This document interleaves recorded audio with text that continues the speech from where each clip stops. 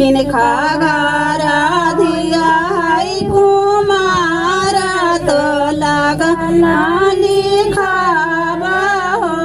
किनका घरा दिया है कुमारा तो लगना लिखावा हो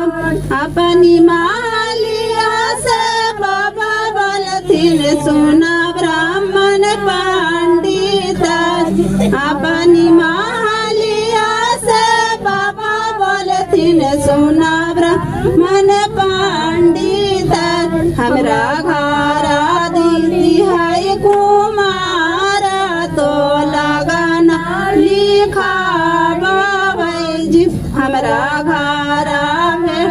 है कुमारा तो लगना लिखाई गलिए गलिए ब्राह्मण बोलथिन हाथा में पातर ले किनका घरा दिया है कुमारा तो लगना लिखावा हो किनका घरा दिया है कुमारा तो लगना लिखावा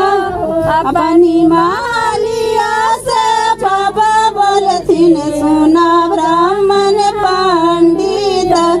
अपनी मालिया से चाचा बोलथिन सुना ब्राह्मण पंडित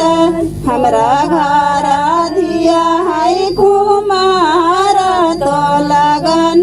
लिखाई वैज हमरा घरा